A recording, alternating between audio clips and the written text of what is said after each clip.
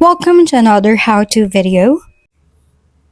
Our topic for today is all about how to sign in into a Gmail account using an iPhone. This tutorial will show you how to add your account, like Gmail, to your iPhone. Not just the Gmail account, you can add another account to this phone, but since we are here only to add a Gmail account to the iPhone, let's focus on that one. Let's click Settings. While we are in the Settings tab, scroll down until you find Accounts and Passwords. While we are in the Accounts and Passwords tab, click Add Account.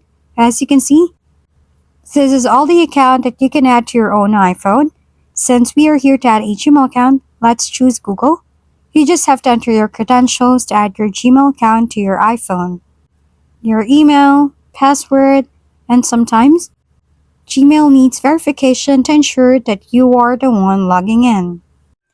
That's it for this tutorial. For more how-to videos, please don't forget to subscribe and hit the like button if this video has helped you. And don't forget to share your comments or suggestions in the comment box below. Thanks for tuning in, and we'll see you next time.